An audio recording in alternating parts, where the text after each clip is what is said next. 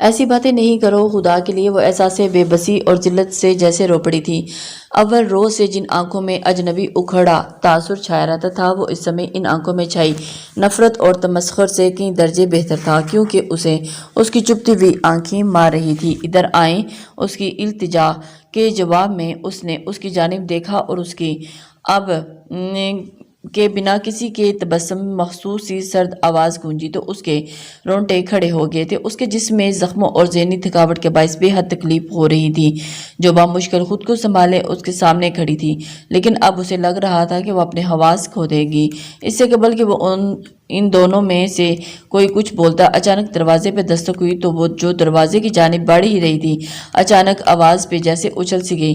اس نے گردن گھما کے دیکھا تو وہ دروازہ کھول کے ڈاکٹر ارتضیٰ ہاتھوں میں اپنا میڈیکل باکس لیے کمرے میں داخل ہوا۔ ڈاکٹر صاحب کو دیکھ کے ذوالنورین نے بمشکل خود کو کچھ کہنے سے باز رکھا، جبکہ وہ ضلع کی طرف متوجہ ہوئی جو کمرے میں ایک سائیڈ پر کھڑی قابل ترحم دکھ رہی تھی۔ ادھر آؤ بیٹا، اس کے نرمی سے ہاتھ تھام کے انہوں نے اسے صوفے پہ بٹھایا تھا اور بنا کچھ کہے اس کے زخموں کی مرہم پٹی کرنے لگی۔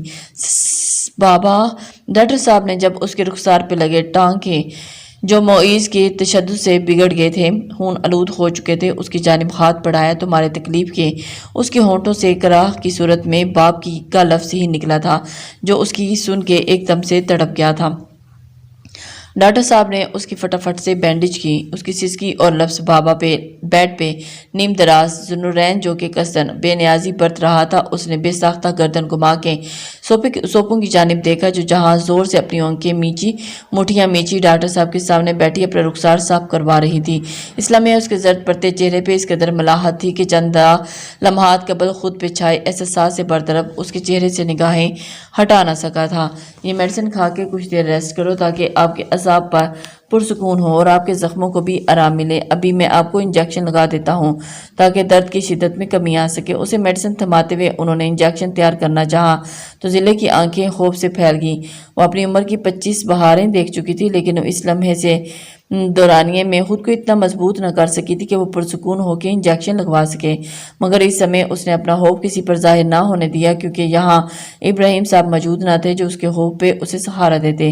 ان کے انجیکشن تیار کرنے تک وہ خود کو انجیکشن کے لیے پوری طرح تیار کر چکی تھی، لیکن لاکھ کوشش کے بعد جب سرنج اس کے بازو سے ٹکرائی تو اس کی بلک شگاف چیخ کمرے میں گونج اٹھی، اور اس کی اس قدر بلند چیخ پہ ذوالنورین نے جھٹکا کھا کے اس کی جانب دیکھا جو آنکھیں میچے انجیکشن لگوانے کے بعد اپنا بازو مسل رہی تھی۔ ایک انجیکشن پہ اتنا کون چیختا ہے؟ اس کی حیرانگی اس وقت اپنے بیگ پہ تھی، تبھی وہ پوچھے بنا نہ رہ سکا۔ تمہاری بیوی؟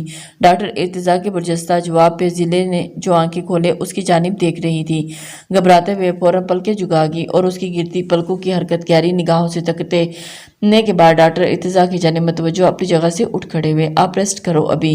ضلع کو دوبارہ سے ہدایت دینے کے بعد ذوالنورین سے معمول کے چند لمحے جملے بولنے کے بعد کمرے سے نکلے تو کمرے میں ایک دفعہ پھر سے وہی تاثر رقص کرنے لگا تھا جو ضلع کے اعصاب پہ بھاری پڑ رہا تھا۔ ریسٹ کیجیے فی الحال مس ابراہیم، کیونکہ مجھے ہمیشہ چاقو چوبند دشمن پہ وار کرنے میں ہی لطف آتا ہے، اس لیے کل سے حساب کتاب شروع کروں گا۔ اس کی میڈیسن اور سکون آور انجیکشن کے زیر اثر بند ہوتی آنکھوں کو دیکھتے ہوئے اس نے اسپاٹ لہجے میں کہا، لیکن وہ بند ہوتی آنکھوں کے ساتھ ہی اس کی بات کو صحیح سے سمجھ نہ سکی، کیونکہ ڈاکٹر ارتضیٰ جان بوجھ کے اسے ایسی میڈیسن دے کے گئے تھے کہ وہ ذوالنورین میر کے اس زخمی روپ سے برسوں سے واقف تھے، اس لیے وہ نہیں چاہتے تھے کہ یہ روپ ضلع ابراہیم دیکھے۔ تبھی وہ گرم لوہے کو پرسکون کرنے کے لیے اس لمحے ایک مناسب بندوبست کر کے جا چکے تھے۔ دوسری جانب گزشتہ بہت سی راتوں کی مانند اس پہ یہ رات کھلی آنکھوں میں تمام ہوئی، جبکہ صوفے کی پشت سر ٹکائے ضلع زخمی وجود پرسکون نیند کے زیر اثر سانسیں لے رہی تھی۔ 3 سیٹر صوفے پہ روبہان چند انچ کا فاصلہ بنائے محتاط سی گود میں لیپ ٹاپ لے کے بیٹھی گردیزی ہوش کے مکینوں سے محو گفتگو تھی۔ بھائی نے گفٹ کیا دیا آپ کو؟ زیمل، جو سب سے زیادہ اس بابت جاننے کو بےتاب تھی، اور اس نے تیسری دفعہ اپنا سوال دہرایا تو مائرہ بیگم کی بات سنتی آپ گرنے کا ربط پھر سے ٹوٹا۔ خدا کے لیے زیمل، ہمیں پہلے بات تو کر لینے دو۔ یہ ندیدوں کی طرح گفٹ کے بعد میں دے نہ لینا تم مشل جو مائرہ کے ساتھ بیٹھی بات کر رہی تھی زیمل کے بیچ میں ٹوکنے کی طرح بری طرح تل ملا اٹھی تھی۔ 10 منٹ سے مسلسل آپ لوگوں سے باتیں کر رہی ہیں، زیمل نے روحان سے انداز میں جواب دیا تو اس نے سب کی نوک جھونک پہ مسکراتی آپ گنے نے اپنی گلائی سکرین کے سامنے کرنی چاہی جب اس کے سامنے بیٹھے۔ ربحان نے سرت سے اس کی گلائی اپنی گرفت میں لے کے वापस सोफे पर रखी थी। भाई ये मसनूई कैमरों में आप सब लोग मेरी मिसिस के गिफ्ट को अपने पहने देख के कैसे सराह सकते हैं, इसलिए गिफ्ट की रुनुमाई हमारे आने पे होगी। उसकी कलाई को गिरफ्त मिली है। वो अपने मखसूस बुलंद अंदाज में आप गिने की गर्दन खा जाने वाली नजरों से उसे देखा। यूं मत देखें, मेरी मम्मा रवायती सास साबित होंगी तो बेटे को ऐसे घूरने पे बहू के लाख महाज खोलेंगी। उसकी निगाहों को महसूस करके अपनी चमकती निगाहें उसकी आंखों में गाड़ते हुए इसी अंदाज में कहा तो जहाँ गर्देजी हाउस में कहकर बुलंद हुआ था, रभान तंग नहीं करो मेरी बेटी को। सायरा बेगम ने आप गिने के हजल चेहरे को देखते हुए बेटे को तंबीह की तो उसने सादमंदी से सरखम किया था, जी बेहतर, मैं इनको तंग करने की जरूरत कैसे कर सकता हूँ भला, फर्माबरदारी से कहते हुए उसने वापस सोफे की पूंछ से टेक लगा ली तो आप गिने पुरसकून सी सांस खारिज करने के बाद वापस उन लोगों की जानिब मुतवज्जह हुई थी और एकदम उसका सांस रुका था। साथ बैठे रभान की मजबूत उंगलियां बड़ी खामोशी के साथ सिरसराती हुई उसकी कमर पर रेंगती उसकी सांसों के रिदम को मुतासिर कर रही थी। भाभी, आपने जवाब नहीं दिया। अदन न जाने उसे क्या पूछ रही थी जो उसके चुप होने पे उसने दोबारा उसे पुकारा तो वो चौंकी। ओ हाँ सॉरी, मैं उसकी पुकार पे संभलते हुए उसने उसे जवाब देना चाहा था जब उसकी सरसराती उंगलियां उसके पहलू पे पहुंची तो उसकी होंठों से बेसाख्तगी में मदम सी चीख बुलंद हुई। अपनी सास को समझाइए मिसिस कि अगर इनका बेटा आपको तंग नहीं करेगा तो पीर साईं को पनाना कैसे बनाएगा, उनके अपने घर की कलकारियां कैसे गूंजेगी। अभी वो बोल ही रहा था कि आप गिने के मदम से चीख किसी के नोटिस में ना आई थी। तभी ना महसूस अंदाज में उसकी जानिब झुका और बेबाकी से अल्फाज अदा करता हुआ उसकी हथेलियां नम कर गया, जबकि खूबसूरत उसके अल्फाज पे जैसे भाप छोड़ने लगा। मम्मा, मुझे आप लोगों के साथ रहना है। आप रबान से कहें कि मुझे आप लोगों के पास छोड़ दें। उसके कहे अल्फाज इसकी हालत इस कदर गैर कर दी थी कि जबकि लहजे में छलकती अटल बे बाकी इस कदर खौफजदा कर दिया गया था कि वह अचानक ही बहुत बेरब्त अंदाज में बोलती न सिर्फ उन लोगों को बल्कि साथ बैठे रबान को भी हैरान कर गई थी। हमारे साथ ही रहना है आपने हमेशा, ये तो आपके घूमने फिरने के दिन है ना, तो इन्हें एंजॉय कर लो, बाद में ऐसे मौके कहाँ मिलते हैं। सायरा बेगम ने संभलते हुए इस ऑकवर्ड सी की सिचुएशन को तोड़ने की कोशिश की थी। नहीं, मैं यहाँ बोर हो चुकी हूँ, मुझे वापस आना है। वो जो ये चाहती थी कि रबान उसे वापस पीर हवेली छोड़ाए क्योंकि उसके रस्म खत्म हाथमे के लिए रबान या उसके घर वालों को किसी तकलीफ का शिकार नहीं कर सकती थी। वो अपने घर वालों को जानती थी, अपनी रवायात इक़्तिदार से टकराने वालों के साथ किस कदर भयानक अंदाज में पेश आते हैं। तो रबान ने उन्हें दी भी बड़े कड़े अंदाज में थी शिकस्त, इसलिए वो वापस जाना चाहती थी। लेकिन गुज़िश्ता चंद ही दिनों में उसकी कुर्बत बताए गए पलों में उसकी शख्स की बेबाकी और शिद्दत के इस कदर अजीम मुजाहरे देख चुकी थी कि अब वो चाहती थी कि पीर हवेली ना से उसे कम से कम अपने घर ज़रूर ले चले ताकि वहाँ शायद वो सब की मौजूदगी के बायस अपने बेबाक और ढीठ हरकतों से बाज आ जाए। तभी वो इस वक्त बोल उठी, अच्छा ठीक है रबान, आप गिने ठीक कह रही है, बहुत दिन हो चुके हैं, इसीलिए बहू को घर लेके आओ, वापस आ जाओ। अब वैसे भी बीजान की तबीयत ठीक नहीं है। उसकी घबराई हुई शक्ल देख के सारा बेगम ने रबान को हदायत दी तो उसने फ़कत सर हिलाने पे इक्तफा किया और फिर चंद एक बात करने के बाद उन्होंने गाल बंद कर दी तो आप गिने ने फ़ौरन से बेशतर वहाँ से उठ के भागना चाहा, लेकिन मजबूत गिरफ्त के बायस वो कदम भी ना उठा सकी। उसके बाजों को गिरफ्त में लिए उसने वापस अपनी जानिब खींचा तो सीधी उसकी आगोश में जा गिरी।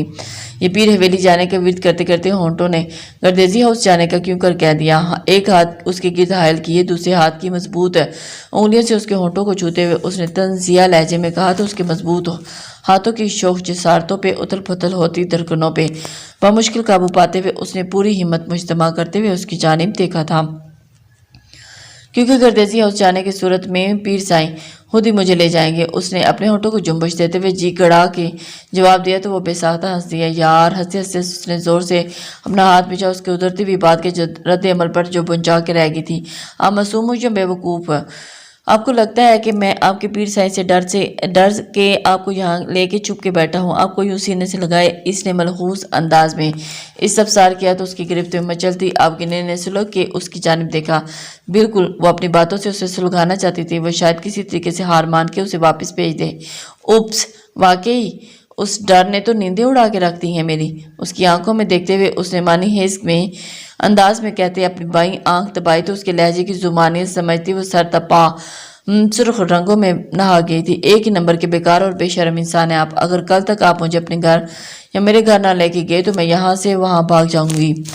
पूरी कुव्वत लगा के उसकी गिरफ्त से आज़ादी हासिल करती वो बुलंद आवाज़ में उसे वार्न करने के बाद तेज़ी से वाशरूम में घुस गई।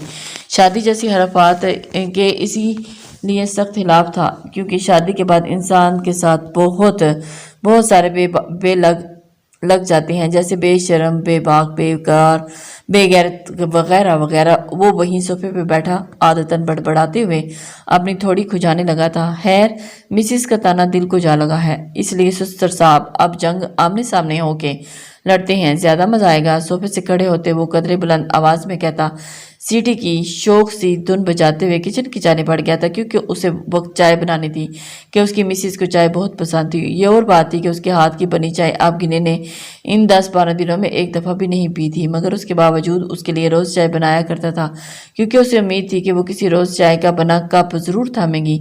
काली से जब वो अपने टाइम फिर बाहर निकली तो गैर मुतवक्के तौर पर सामने उसी की गाड़ी खड़ी थी, जिसे वो कम से कम इस वक्त बिल्कुल भी नहीं देखना चाहती थी, मगर खुद पे जब्त करते हुए उसने कदम आगे बढ़ाए। खुले दरवाजे से फ्रंट सीट पे बैठ गई थी।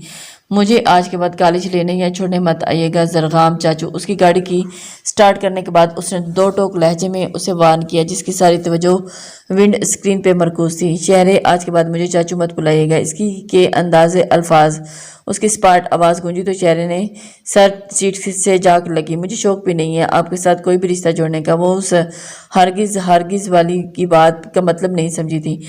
उसे बस यही लगा था कि शायद वो नहीं चाहता था कि उसे मुखातिब करे, इसलिए उसने उसे चाचू बोलने से मना किया था।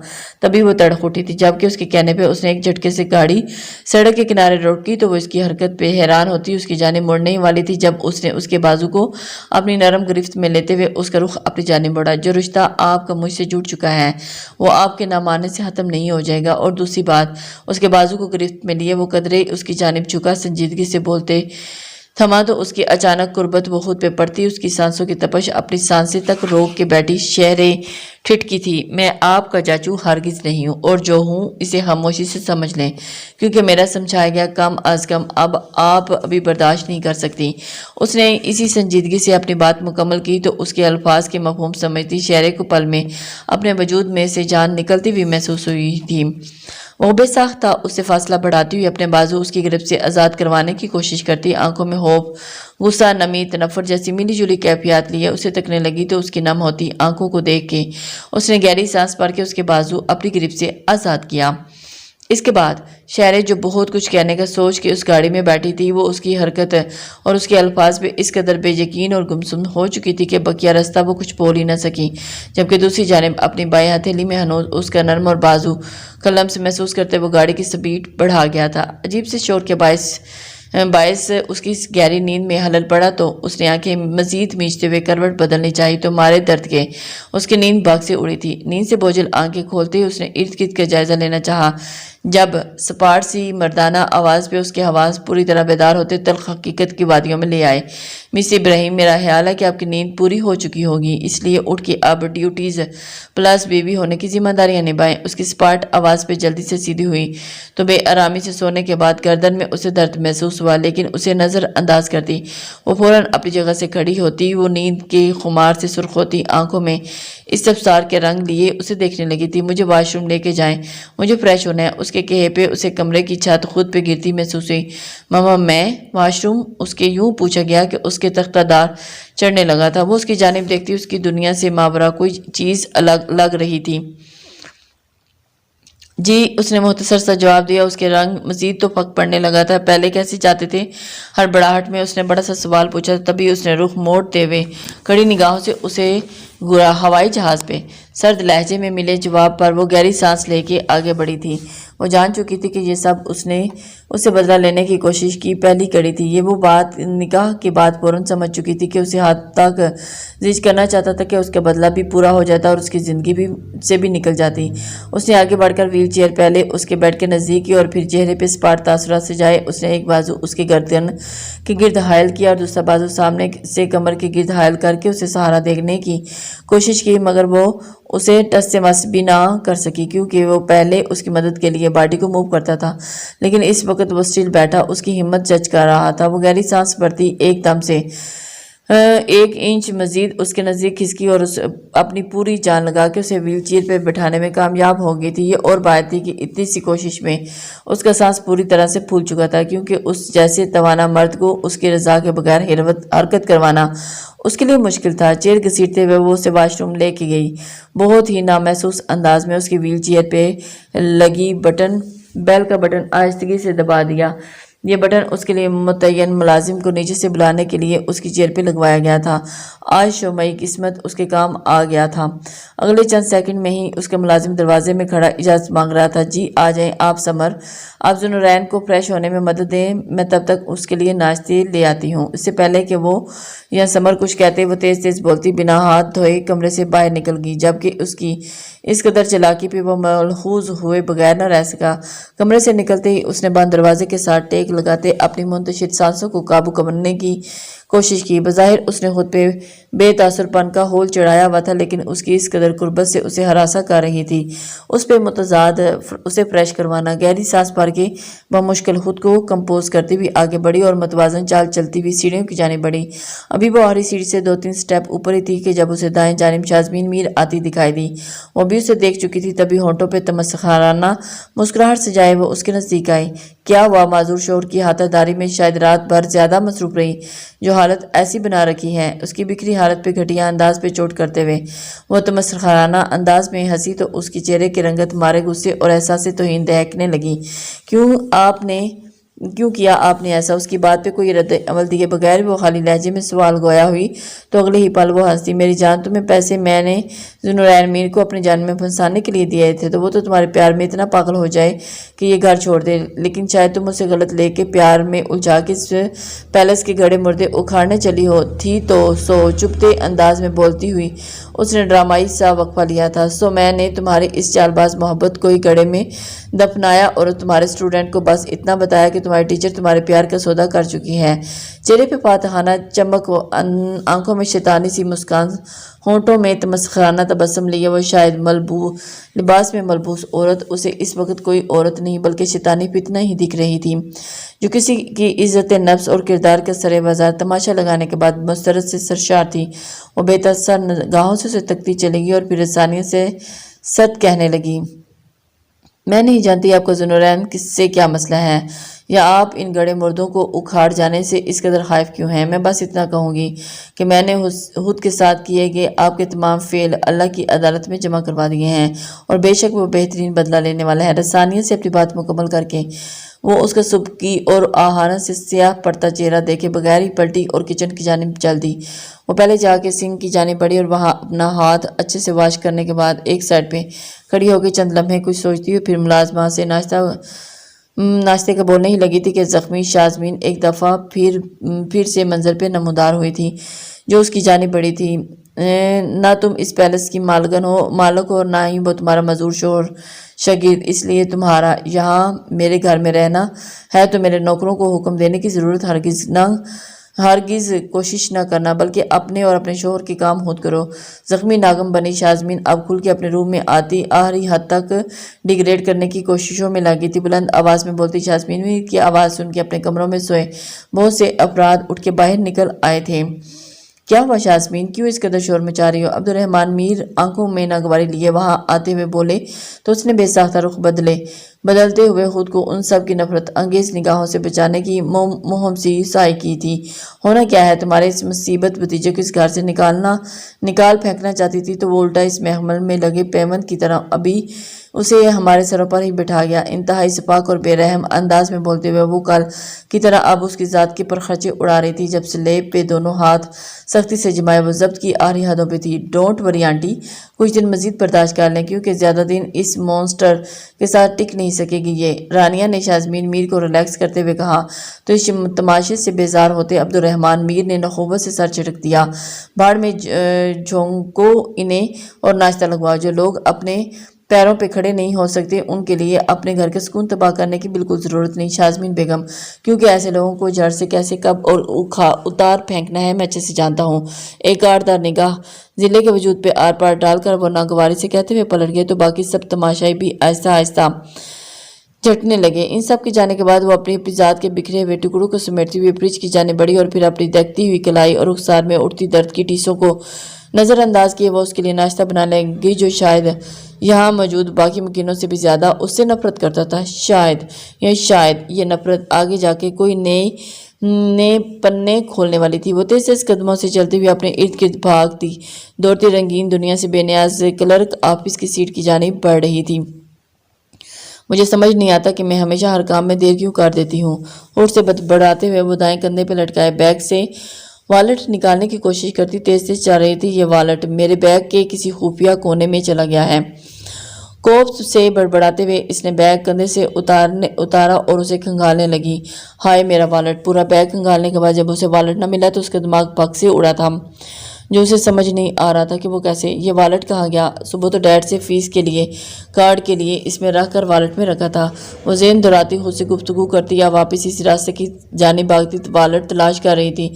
लेकिन जब उसे कहीं ना वॉलेट मिला तो अब की बार वो सही मानों में परेशान हुई थी। अब मैं फ़ीस कैसे पे करूँगी, चूँकि वो पहले ही इतने दिनों की छुट्टियों के बाद ही यूनी आई थी। आज सेमेस्टर फीस की लास्ट डेट थी और ऐसे ही कार्ड समेत वॉलेट का खो जाना उसे रुहानसा कर गया था। क्या ज़रूरी था कि आज कॉलेज अकेली आती? दिल रफ्तगी से वो सोचती घास पे बैठी थी बेसाख्ता रो दी। तभी उसके माइंड में क्लिक हुआ। वो बाएं हाथ के पूछते आंसू रुखसार से साफ करती हुई अपनी जैकेट की पॉकेट से मोबाइल निकाला और नंबर मिलाने लगी, लेकिन बंद मोबाइल देख के उसके सामने गोया ज़मीन और आसमान घूम गए थे। या अल्लाह, हर तरफ से नाउम्मीद होने के बाद वो किसी तरह पे खुद पे भी जबर न रख सकी और फूट फूट के रो दी थी। उसे अंदाज़ा नहीं था कि वो किस कदर मुसीबत में फंस गई। Excuse me miss. वो दोनों हाथों पे चेहरे छुपाए इशारों की तार रो रही थी जब उसको बिल्कुल अपने नज़दीक एक नामानूस सी आवाज़ सुनाई दी थी। लेकिन वो इस वक्त अपने दुख में इस कदर डूबी हुई थी कि उसने तवज्जो देने की जहमत न की कि आया नौवार्द मुहातिब किससे था। एक्सक्यूज़ मी मिस, आप क्यों रो रही हैं? उसकी इस आपकी बार लहजा सवालिया अंदाज में दोबारा उसकी समातों से टकराया और उसके रोने में मजीद तेजी आ गई। यूं ही रोते रोते उसने चेहरे के सामने हाथ उठा के अपने आंसू से लबरेज नसवारी आंखें उठाकर नौवार्द की जानिब देखा तो नसवारी आंखें सुरमई आंखों में उलझ के रह गई थी, जबकि रोती हुई दूरिया बदर के सामने कदरे झुक के खड़ा तलाल जाफर पल पल के लिए इन आंसुओं में भरे नसवारी कटोरों में डूब के उभरा था। आप रो क्यों रही हैं? इस लम्हाती गिरफ्त से खुद को निकालते हुए उसने सर झटकते हुए अपना सवाल दोहराया तो दुरिया की आंखें एक दफ़ा फिर से भर आईं। मेरा वॉलेट खो गया है और मुझे आज अपनी फ़ीस जमा करवानी है। मेरा मोबाइल भी बंद पड़ा, जबकि मेरी कोई यहाँ ऐसी दोस्त भी नहीं है, क्योंकि हम सब कज़न्स ही दोस्त हैं और वो आए सब सारे छुट्टी पे हैं। इस वक्त वो इस कदर परेशानी का शिकार थे कि बिना सोचे समझे यूनिवर्सिटी की लान में घास पे बैठी वो रोती हुई अपने सामने कदरे झुक के खड़े इस शानदार से मगर अजनबी से मर्द को अपनी परेशानी का मौजब बताती चलेगी। आइए मेरे साथ। इसकी सारी कथा सुनने के बाद सामने वाले ने जब फकत इतना ही कहा तो उसने करंट खा के उसकी जानिब देखा और हैरान होगी। कहाँ और क्यों जाऊं मैं आपके साथ? परेशानी एक तरफ, लेकिन उसका दिमाग इतना तो ज़रूर काम कर रहा था कि वो किसी के भी कहने पे कहीं भी नहीं चल सकती थी। फीस जमा करवानी है कि नहीं? उसके दो टोक संजीदा लहजे पे वो गड़बड़ा सी गई थी और हासे होंकपन से उसे देखने लगी, गोया इसकी बात समझने की कोशिश में थी। मिस, अगर आपने फीस जमा करवानी है तो मेहरबानी करके उठ जाएं। उसे हनूस बैठे देख के उसने बमुश्किल खुद पे जब्त करते हुए सर्द लहजे में उसे पुकारा तो हड़बड़ाती हुई उठ खड़ी हुई। मुझे फीस जमा करवानी है, लेकिन मेरे पास वो उसे कहना चाहती थी कि उसके पास पैसे नहीं है। वो किसी तरह से उसके भाई से उसका रब्ता करवा दे, क्योंकि रबहान गर्देजी को तो सभी जानते थे, इसलिए उसका नंबर कहीं से भी मिल सकता था। लेकिन सामने वाले ने उसकी बात मुकम्मल होने से पहले उसकी बात बहुत आराम से कता की। मुझे तलाल जाफ़र कहते हैं और मुझे आप कल यही फ़ीस जमा वापस कर सकते हैं, इसलिए अभी आ जाएं। संजीदगी से कहकर उसने एक जांचती हुई निगाह उसके रोए रोए चेहरे पे डाल के कदम आगे बढ़ाए तो वो भी कुछ सोचती हुई उसके पीछे चल दी, क्योंकि उस वक्त टाइम ज़ाया करने का से बेहतर था कि उसकी मदद ले लेती। वैसे भी वापस करने का अभी तो कह चुका है। जबकि उससे दो कदम आगे चलता तलाल अपने अंदाजे पे मसरूर हो रहा था। उसके ख्याल के तहत रबहान गर्देजी के घर वालों को जाने बिला तलाल जाफ़र कौन था और अवैस जाफिर कौन था। ऐसी आगे ही वहाँ रखी जाती जहाँ रिश्ते हमेशा के लिए जोड़ने हों, जबकि उस रिश्ते की बुनियाद तो रखी ही जा चुकी है। वो उसकी इस तरह की खोखले बयान पे गई थी, इसलिए उसका ख्याल बिल्कुल ठीक ठहरा था और उसकी इस तरह बेतवजी पे आगे बढ़ते हुए जाते देख कर ख्याल तो ये और बात थी कि इस खोखले की बुनियाद अब एक नया रिश्ता जन्म लेने को बेकरार हुआ था। इंतकाम का रिश्ता या जुनून का रिश्ता, ये तो आने वाला वक्त ही बेहतर साबित कर सकता था। शहरे को कॉलेज से घर छोड़ने के बाद वापस गया तो वहां से किसी इमरजेंसी की वजह से फौरन तौर पर बिना किसी से मिले दुबई जाना पड़ा था। आज तकरीबन 10 दिन के बाद वहां से थके हुए अंदाज में ड्राइविंग करता हुआ घर की जाने बढ़ रहा था और उसके साथ असद साहब बेशक गार्ड्स या ड्राइवर मुतय्यन कर दें, लेकिन इसकी यही कोशिश होती कि वो गाड़ी खुद ड्राइव किया करें।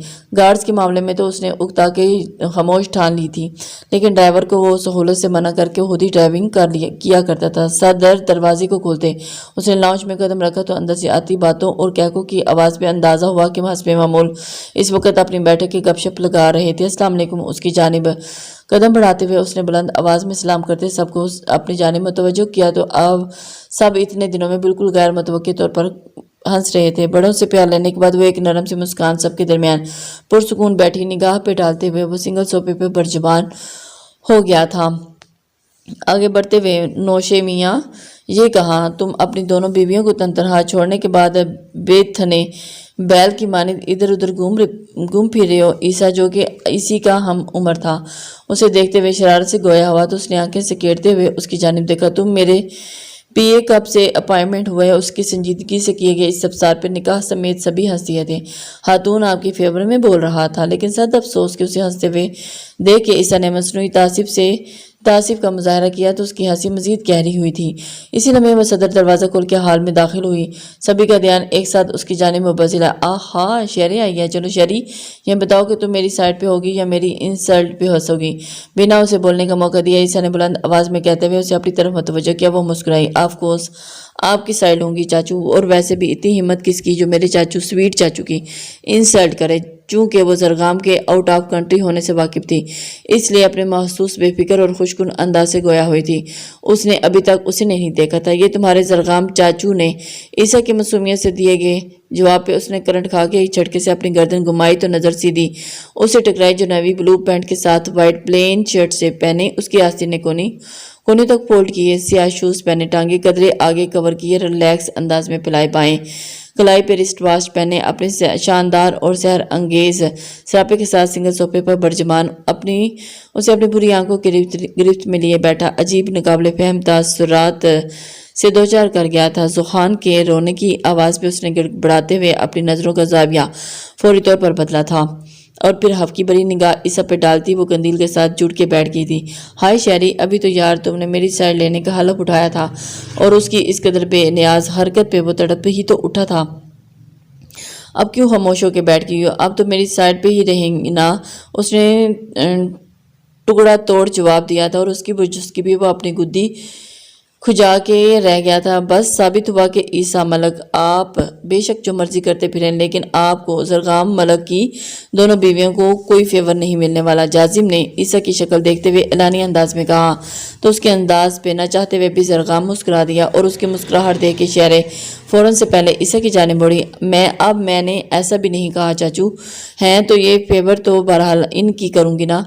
बिना उनकी जानिब देखे उसने अपने बयान में रद्द बदल किया तो उसके अमल का पस मंजर जान के बहुत सौ के होंठों पे बेसाख्ता मुस्कान उभरी थी। निगाह खातून, आप भी तो अपने अल्फाज पे नजरसानी कर लें। ईसा ने रुख निगाह की जानिब मोड़ा तो वो खिलखिला उठी थी।